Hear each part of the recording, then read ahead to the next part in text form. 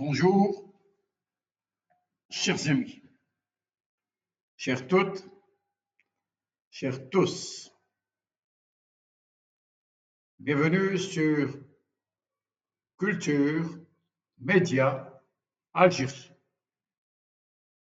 Dans cette nouvelle position critique, j'aborde une question qui touche à notre vie quotidienne bien plus qu'on ne le croit. La question du langage comme instrument de domination et de manipulation. La langue comme champ de bataille idéologique et politique, un espace où se fabriquent les vérités, où s'imposent les ordres du monde, où se construisent et se déconstruisent les dominations. Une guerre invisible se déroule dans les mots que nous utilisons chaque jour, souvent sans le savoir. Quand un journaliste dit, par exemple, terroriste, quand un technocrate cite ajustement structurel, quand un éditorialiste emploie populiste ou controversé, que se passe-t-il exactement?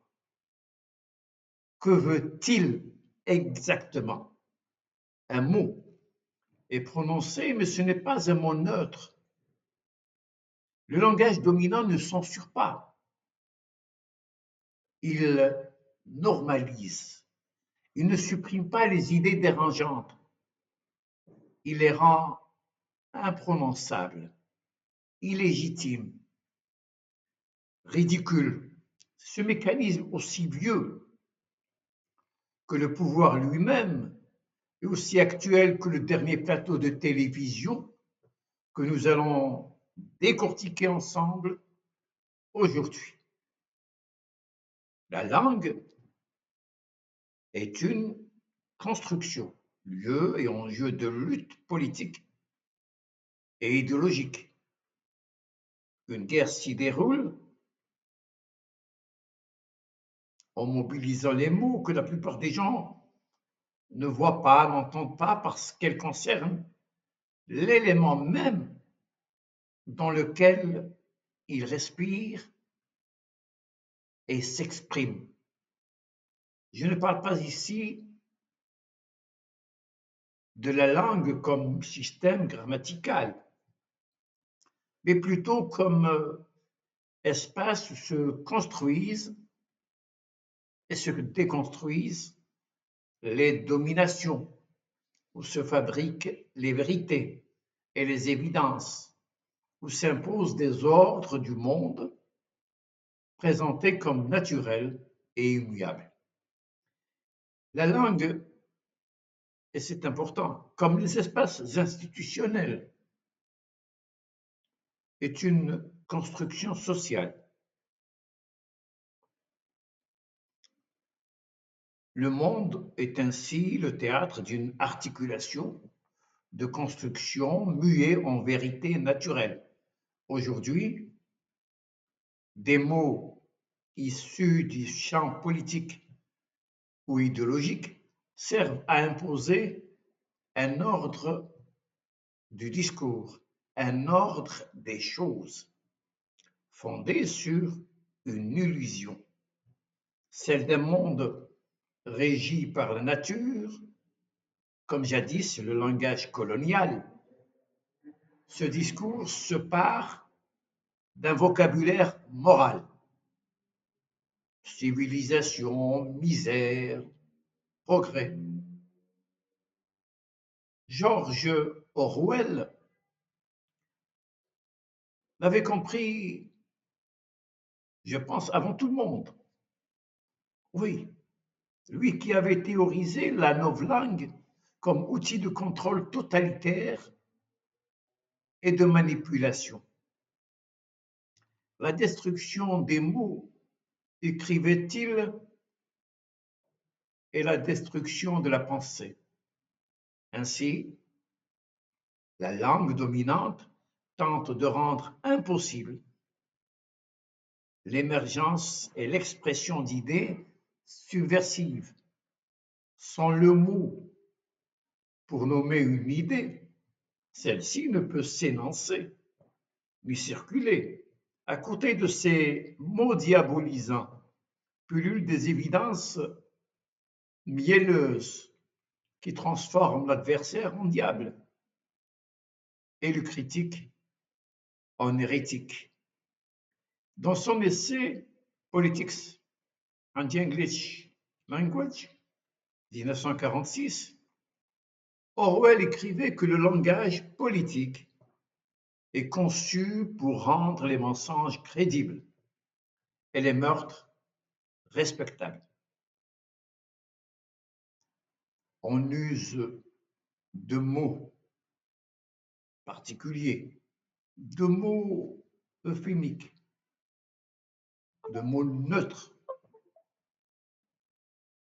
justifiant les assassinats et les massacres collectifs à Gaza, par exemple, ou les enlèvements au Venezuela. Les moyens de diffusion du langage dominant se sont multipliés, accélérés, mondialisés, et les mots qui tuent sont devenus plus mielleux que jamais.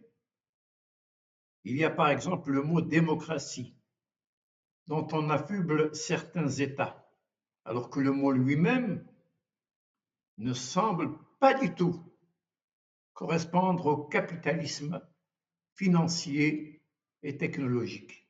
On impose des mots dont on veut généraliser l'emploi en les dépouillant de leurs principes directeurs, mettant en conflit le signe et son sens initial. Le mot se dépouille ainsi de son sens. Noam Chomsky explique très bien ce phénomène. Il écrit ceci: une caractéristique des termes du discours politique, c'est qu'ils sont généralement à double sens. L'un est le sens que l'on trouve dans le dictionnaire et l'autre est un sens dont la fonction est de servir le pouvoir. C'est le sens doctrinal. Prenez le mot démocratie, continue-t-il. Si l'on s'en tient au sens commun du terme, une société démocratique dans la mesure où les personnes qui la constituent peuvent participer concrètement à la gestion de leurs affaires. Mais le sens doctrinal de démocratie est différent. Il désigne un système dans lequel les décisions sont prises par certains secteurs de la communauté des affaires et des élites qui s'y rattachent. Fin de citation. La population n'y est qu'un spectateur de l'action et non pas un participant, comme l'a expliqué d'éminents théoriciens de la démocratie, en l'occurrence Walter Lippmann. Les populations ne disposent que d'un seul droit, celui de ratifier les décisions prises par leurs élites et de prêter leur soutien à l'un ou l'autre de leurs membres. Ils ne devraient pas s'occuper de questions comme l'élaboration des politiques d'ordre public ou des questions économiques.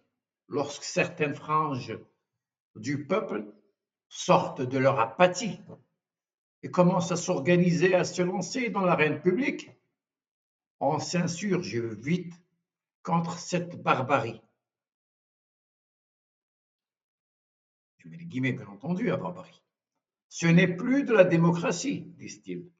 Il s'agirait ainsi plutôt d'une crise de la démocratie. dans l'acception technique du terme, d'une menace qui doit être surmontée d'une façon ou d'une autre. On sort alors des catégorisations, autoritarisme, dictature, construisant un sens à partir de son propre territoire, élaborant un langage présenté comme universel, depuis un centre qui tente d'imposer ses vérités et son langage au monde.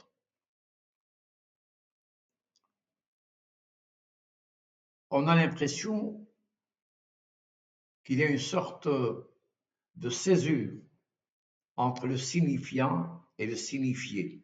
On décide qui est démocrate ou qui est autoritaire, autoritariste ou dictateur. C'est ce que je voudrais explorer ici, donner à comprendre les mécanismes par lesquels le langage contemporain, celui des plateaux de télévision, des experts, des éditorialistes et des technocrates, fabrique du consensus, neutralise la critique, diabolise la contestation et fait accepter aux victimes du système leur propre exploitation, comme si elle relevait de l'ordre naturel des choses, fabriqué, pour reprendre Chomsky, le consentement. Partout sur les chaînes de télévision, on convoque des experts, forts en tout, spécialistes de toutes les questions, armée, chimie, physique, nucléaire, politique, économie, sexualité des poules, enfin de tout. Ces experts diraient la vérité, l'ordre naturel des choses, usant souvent de mots dont l'apparence est nouvelle, mais qui entretiennent tout simplement le discours dominant. Ils sont interchangeables, disponibles, toujours prêts à occuper le plateau, ce qui en soi est une indication de leur rapport à la pensée. La langue est comme les différents espaces institutionnels et étatiques, une construction, un espace où se fabriquent des mots, des vérités, des jugements, des discours. Le monde, donc, est un lieu d'articulation de ce type de construction. Nous avons l'impression que des notions comme État, État-nation, pouvoir, catégorisation des choses et des objets par l'usage des mots, que tout cela serait naturel, allant de soi, préexistant à toute décision humaine. Or, pour reprendre Claude Lévi-Strauss et Pierre Bourdieu, ce ne seraient que des structures inconscientes ou des habitus fragiles, précisément parce que tout cela est le produit de compromis, de concessions et de rapports de force historiquement situés. Rien n'est naturel dans l'ordre social. Tout est construit, et ce qui est construit peut être tout simplement déconstruit. Michel Foucault avait bien examiné ce phénomène dans L'ordre du discours, paru en 1970, en démontrant que tout système de pouvoir produit un régime de vérité, un ensemble de procédures permettant de distinguer les énoncés vrais des énoncés faux. Bien entendu, on attache au vrai construit des effets spécifiques de pouvoir. Cela me fait penser à cette distinction telle qu'elle est faite par Ibn Rushd et Spinoza, qui parlent de l'illusion du vrai. Ainsi, les mots vérités sont ceux évidemment attachés et attribués au pouvoir.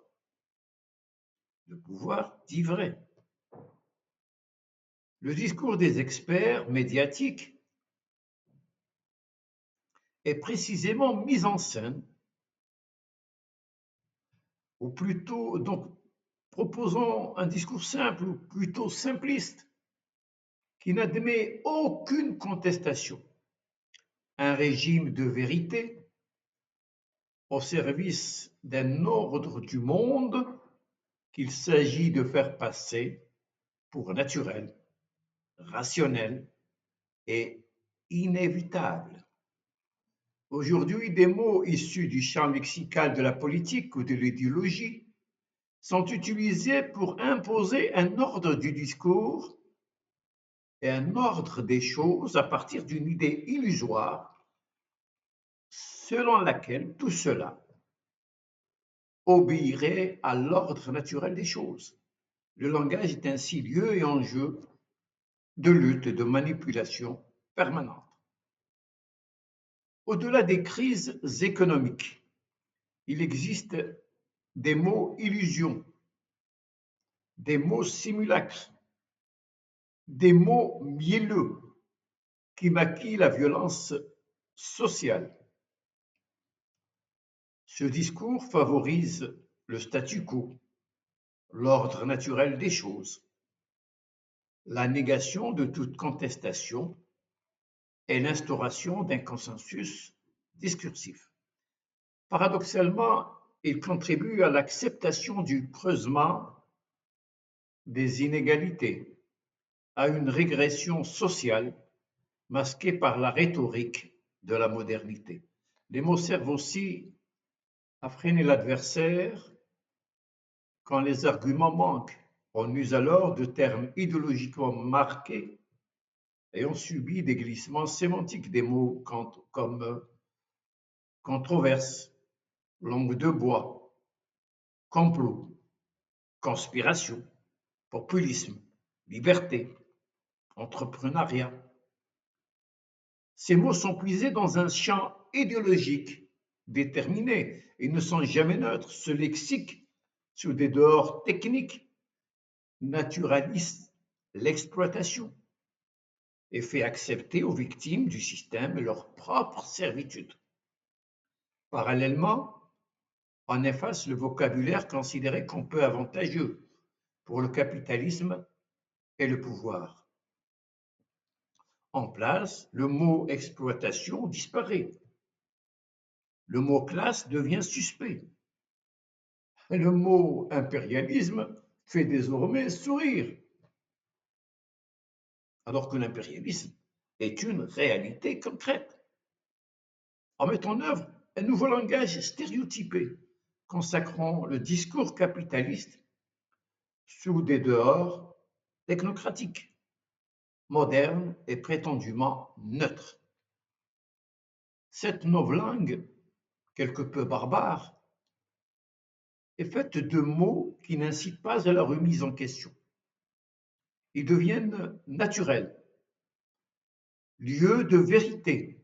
On peut en dresser l'inventaire, même partiel, dans le langage actuel des mots euphémiques qui naturalisent l'exploitation, optimisation fiscale, pour désigner tout simplement l'évasion fiscale des multinationales, gouvernance, pour désigner le pouvoir dépouillé de toute dimension politique. Le pouvoir devient une instance technique.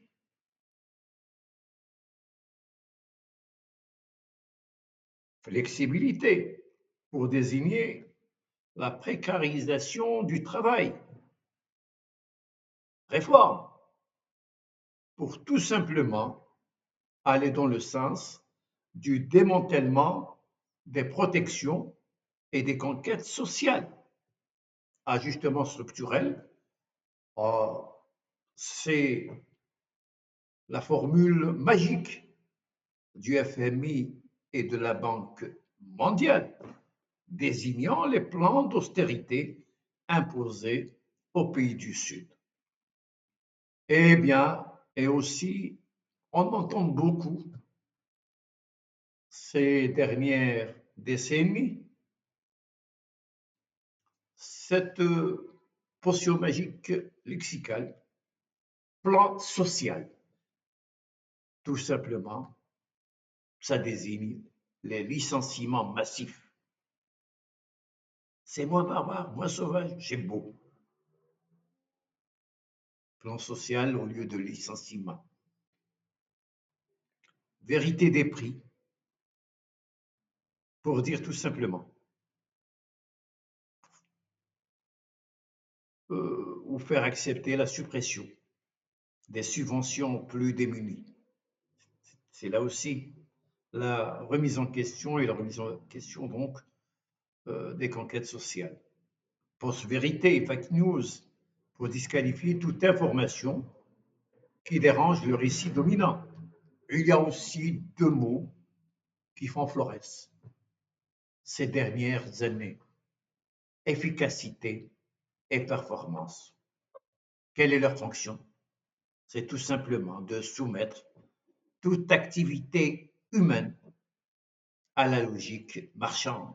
On choisit ainsi des mots qui donnent l'illusion de la modération et de la neutralité, comme on voulait faire accepter l'exploitation coloniale à l'aide d'un vocabulaire moral. Civilisation, mission, développement, mise en valeur, droit, alors que le colonialisme est précisément l'expression du non-droit. On utilise même un terme magique, les bienfaits. On cherche aujourd'hui à faire accepter aux victimes de la colonisation et du capitalisme leur propre exploitation, qui devient ainsi, par la grâce du langage, chose naturelle, voire désirable. La colonisation du réel par le discours néolibéral est la continuation de la colonisation par d'autres moyens. Et c'est précisément pourquoi la redécolonisation que j'évoque dans d'autres textes, dans d'autres positions critiques, devrait s'attaquer aussi, et peut-être d'abord, à ce terrain-là, celui du langage. On observe en examinant le langage utilisé à propos de la colonisation que les opérations génocidaires sont soigneusement passées sous silence, comme d'ailleurs les camps dits de regroupement, qu'est l'euphémisme. On n'ose pas parler de camps de concentration, ni d'enfumade, des mots réservés, exclus du lexique colonial, tout en cherchant à isoler le nazisme, le fascisme et l'autoritarisme de l'entreprise coloniale, alors qu'ils sont les enfants chéris du colonialisme. Ils sont les produits du colonialisme. Cette tendance à vouloir mettre sur le même plan la puissance colonisatrice occupante et la population occupée en faisant appel à des formules comme guerre d'Algérie, alors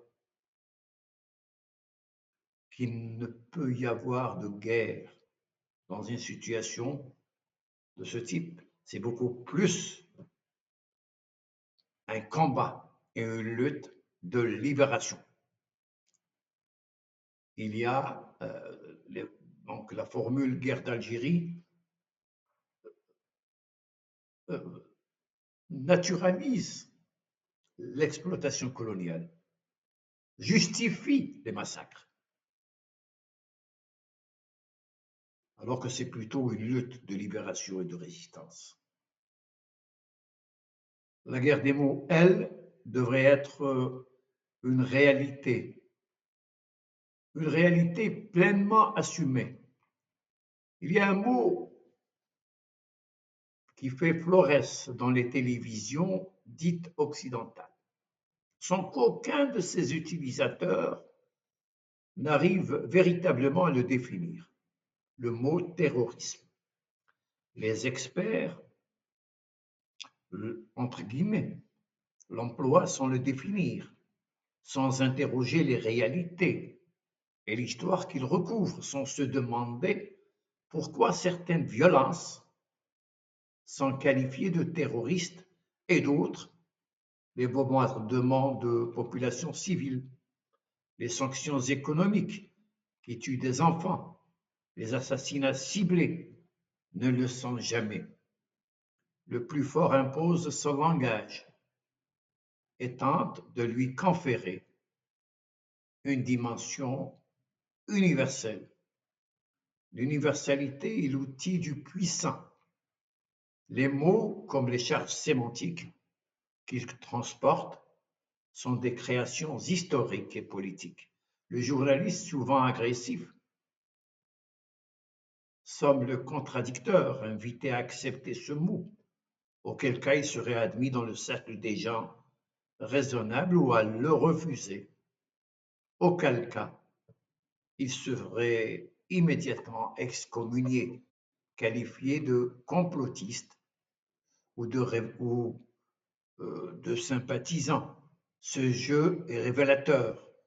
Le mot qu'on impose semble vide, précisément parce que les experts, entre guillemets, ne le définissent jamais. C'est un mot non-sens, un mot simulacre, dont la fonction n'est pas de décrire une réalité, mais de clore tout débat sur cette réalité. Noam Chomsky, dans Manufacturing Consent, 1988, avait analysé avec précision ce mécanisme. Les médias dominants ne censurent pas grossièrement, ils sélectionnent, encadrent, normalisent, de sorte que certaines questions ne peuvent même pas être posées dans l'espace public. Au-delà des mots qui diabolisent, il y a les mots qui adoucissent, les mots mielleux qui qualifient des situations, des attitudes ou des réalités peu mielleuses. Ce sont ces euphémismes technocratiques qui transforment le licencié en personne en transition professionnelle. Il va manger quoi? Le travailleur précaire en auto-entrepreneur. Et le tour est joué. Le chômeur, le pauvre, en demandeur d'emploi. Le pauvre, donc en personne à revenu modeste ou en membre des couches défavorisées. Tout cela sert à tremper, à anesthésier, à rendre l'insupportable acceptable. Ce discours favorise le statu quo, l'illusion de l'ordre naturel des choses, la négation de toute remise en question ou contestation et la mise en œuvre d'un certain consensus discursif et social, en considérant toute sortie de ce champ lexical comme l'expression d'une violence et d'attitudes sauvages, voire barbares. Car le discours dominant contribue à la fois à l'acceptation du creusement des inégalités et à une forme de latence sociale, une anesthésie collective qui masque les réalités concrètes traversées par une régression sociale profonde, une certaine réification de l'être humain, réduit à ses seules fonctions économiques. L'être humain ne devrait pas réfléchir. Toute pensée critique est ainsi perçue comme dangereuse. Roland Barthes, dans Mythologie, paru en 1957, avait déjà analysé ce mécanisme qui transforme des artifices en vérité et en éléments naturels. Le mythe, écrivait-il, transforme l'histoire en nature. Le langage n'est jamais neutre. Les mots sont traversés par des jeux de pouvoir, des enjeux idéologiques et des narrations qui façonnent la perception du monde. La construction discursive dominante, portée par le capitalisme, repose sur le renouvellement constant de son lexique. Elle se proclame détentrice de la vérité, modèle universel imposant sa lecture du monde et établissant le sens dominant, d'autres diraient le sens commun. Chaque fois qu'une voix s'exprime sur une chaîne de télévision ou dans un média, une question fondamentale doit être posée. D'où parle-t-on? Qui parle? Trop souvent, nous sommes conditionnés à croire la parole sans l'interroger, à considérer que certaines paroles, même tragiquement inhumaines, seraient normales. Déconstruire ce processus de normalisation est essentiel, car il obéit à une logique binaire, une entité dominante qui dit vrai face à une autre, dominée, réduite au mensonge, d'où la nécessité urgente d'une décolonisation des imaginaires. Dans cette logique, l'Occident se proclame démocrate et civilisé, tandis que les autres sont rejetés hors du cadre de la modernité et de la rationalité. Ils ne peuvent être civilisés qu'au prix de l'assimilation, c'est-à-dire de la perte de soi, au pire, du mépris de soi. Frantz Fanon, dans Peau noire, masque blanc, parlait de blanchiment. Le poète algérien Melk Aloula d'indigénisme. Les colonisés, comme tant d'autres dominés, deviennent d'éternels étrangers, même dans leur propre pays, où la parole teintée de peur n'est pas écoutée. La crainte est le lieu absolu de la latence. La question de la citoyenneté se pose alors avec acuité. Les dominés sont réduits à des sauvages, barbares ou bédouins, y compris ceux du Golfe, caricaturés par l'imaginaire américain européen comme des êtres sans profondeur historique ni légitimité intellectuelle. Les pétrodollars ne suffisent pas. Cette représentation pour changer l'image de telle ou telle entité. Cette représentation binaire s'inscrit dans une longue tradition coloniale qui perpétue une hiérarchisation entre ceux qui parlent et ceux dont on parle. Frantz Fanon, dans Les damnés de la terre, a montré comment la colonisation déshumanise l'autre en puisant son vocabulaire dans le champ zoologique.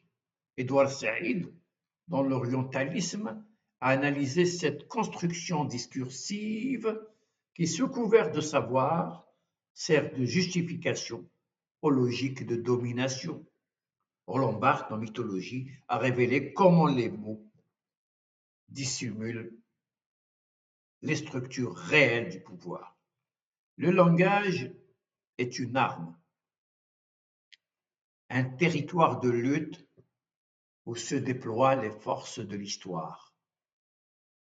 Les puissances coloniales se placent systématiquement en dehors des crimes qu'elles ont commis, reléguant les génocides et les esclavagismes à la responsabilité des autres. Les mots, retournés contre leurs émetteurs, deviennent des instruments de dévoilement, comme Caliban face à Prospero dans La Tempête de William Shakespeare, pièce réécrite par Aimé Césaire, Une tempête. Les dominés peuvent s'emparer du langage pour le retourner contre l'ordre établi. le sens des mots n'est jamais figé. Il glisse, se déforme, se vide selon les logiques dominantes. Le mot génocide, défini comme l'extermination d'une population, ne s'applique qu'aux victimes reconnues par l'histoire officielle dans les espaces colonisés ou anciennement colonisés, Palestine, Gaza, Algérie, Afrique. Ces termes sont vidés de leur substance. Même le mot agression change de sens selon l'émetteur, alors que les réalités concrètes montrent souvent l'inverse. Les mots deviennent des coquilles vides, dramatiquement dépouillées de sens. Aujourd'hui, les stratégies linguistiques évoluent pour neutraliser la critique. Les termes qui remettent en cause l'ordre établi sont systématiquement disqualifiés. Parallèlement, un nouveau lexique masque l'exploitation sociale. J'en ai déjà parlé. Je pense à des mots comme optimisation fiscale, qui remplace évasion fiscale, gouvernance, flexibilité, réforme, qui naturalise la précarisation. Donc, tous ces mots. Le terme régime a connu lui aussi un glissement sémantique significatif, désignant d'abord l'ensemble des structures de pouvoir et d'organisation politique. Il s'est progressivement réduit à une entité anonyme, péjorative et négative. Employé dans le discours médiatique et politique occidental, il ne renvoie plus à la complexité institutionnelle d'un État, mais à une figure abstraite, souvent diabolisée, qui sert à délégitimer l'autorité en place, à justifier l'opposition ou l'intervention extérieure. L'adjectif controversé ou les mots populisme, langue de bois, théorie du complot sont souvent repris dans la presse quand il s'agit de personnes ou de réalités en porte-à-faux, avec le discours dominant et l'ordre naturel des choses. Si l'on suit la définition proposée par le Larousse, controversé signifie qui suscite des controverses, des contestations, discuter. Les mots institutionnalisés légitiment le statu quo, inscrivent l'injustice dans l'ordre naturel des choses et bloquent toute contestation. Autant de termes détournés pour discréditer la dissidence. Michel Foucault, dans Surveiller, punir, et Jacques Derrida, dans ses travaux sur la déconstruction, nous invitent à interroger ces mots, leur origine et leur évolution. Et controverser celui qui développe un discours ne correspondant pas à l'imagerie dominante. Une autre formule adossée au terme controversé, c'est la théorie du complot et de la conspiration, employée dans le but de décrédibiliser tout discours différent, trop peu conformiste. À côté de ces syntagmes, pullulent des évidences qui font de l'adversaire un diable. Même le groupe de mots, langue de bois, utilisé au départ par Gilles Martinet dans ses articles du Nouvel Observateur et dans son ouvrage Les 5 communismes, ciblait le discours socialiste et ménageait la vulgate libérale. C'est ici aussi une option idéologique. Au départ, l'expression est marquée par des enjeux idéologiques précis et s'inscrit dans une démarche politique et idéologique particulière. Pour Larousse, elle désigne la phraséologie stéréotypée utilisée par certains partis communistes et par les médias de divers États où ils sont au pouvoir. Mais il est possible d'en détourner le sens originel en l'élargissant à tout discours où interviennent clichés, stéréotypes, effets de dissimulation et logorrhée, enveloppant ainsi le vocabulaire néolibéral lui-même. Le mot populisme, dont la définition est floue et ambiguë, est souvent malmené sans aucune interrogation sur ses sources et son évolution. Les puissances de l'argent détournent ce terme avec le soutien des institutions officielles, académies, médias, prix, en l'investissant d'un contenu péjoratif et négatif, et en faisant admettre ce glissement sémantique au plus grand nombre. Dès qu'un intellectuel ou un dirigeant politique évoque le peuple, il est qualifié de populiste, avec le sens voulu par les forces de l'argent, soutenu par la machine médiatique et les appareils politiques dominants. Il y a aussi cette rapidité à à avoir un langage prêt à porter en direction des pays anciennement colonisés ou des pays qui ne seraient pas en bonne relation avec le centre, c'est-à-dire le centre occidental. Il y a là un langage vraiment tout prêt à porter. Quand on parle de l'Algérie, quand on parle de la Libye, quand on parle des pays arabes, quand on parle des pays africains, on ressort toujours des clichés, des stéréotypes qui sont carrément faits pour stigmatiser telle ou telle population. Par exemple, sur la question, on sort toujours des termes, des mots sur les femmes, l'islam, un certain nombre de choses qui reviennent souvent, sans qu'il y ait un questionnement, sans qu'il y ait connaissance du terrain. Antonio Gramsci, dans les cahiers de prison, et Pierre Bourdieu, dans Ce que parler veut dire, ont montré que le langage est un champ de bataille idéologique qui impose une vision du monde, laquelle, sous couvert de rationalité, légitime les injustices. La démocratie dominante ressemble de plus en plus à une oligarchie, une oligocratie, où une minorité détient le pouvoir tout en préservant l'illusion du choix collectif. Noam Chomsky a démontré que cette démocratie repose sur la fabrication du consentement, c'est-à-dire un contrôle discret des narrations. Chaque mot doit être confronté à sa source. Chaque discours analysé dans ses conditions de production.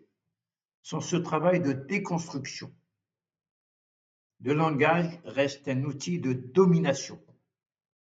Se réapproprier le langage, révéler ses distorsions et ses manipulations, c'est reconstruire un espace de résistance, redonner aux discours leur puissance d'émancipation et ouvrir la voie à une transformation sociale véritable.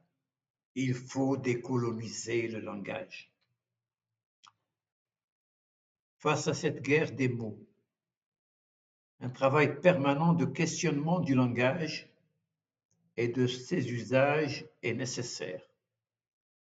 Nous le constatons aujourd'hui avec le vocabulaire employé par les médias à propos de Gaza, de la Palestine, de Cuba, du Venezuela. Le sens des mots change en fonction du pays visé et des intérêts que ce choix arbitraire est censé servir. La première forme de résistance, c'est précisément ce que nous faisons ici.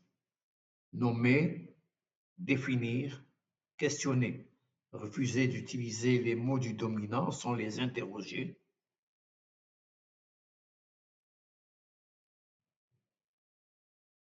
exiger des définitions, restituer aux mots leur histoire et leurs enjeux.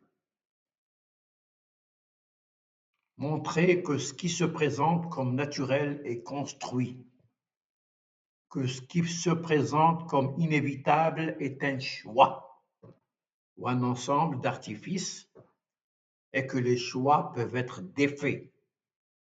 L'ordre naturel des choses, des mots et des discours n'est qu'une construction. Notre vocation devrait être de refuser de laisser aux dominants le monopole de la définition du réel. Les mots ne sont pas innocents. Merci de m'avoir suivi sur Culture Média Algérie. Le débat est ouvert, il est pluriel. La prochaine fois, quand vous entendrez les mots populisme, controversé, terrorisme, complot, ajustement structurel, posez-vous une question simple. Qui parle? Et d'où parle-t-on? Au service de qui? Et quelle réalité ce mot cherche-t-il à masquer? Vos réactions, vos commentaires et vos désaccords, surtout les désaccords, sont les bienvenus. Il n'y a pas de pensée sans contradiction, il n'y a pas de débat sans contradiction. La pensée n'est pas un monologue, ni un soliloque. La pensée se fait toujours à pluriel, à plusieurs, pardon. Merci beaucoup, chers amis, et à bientôt.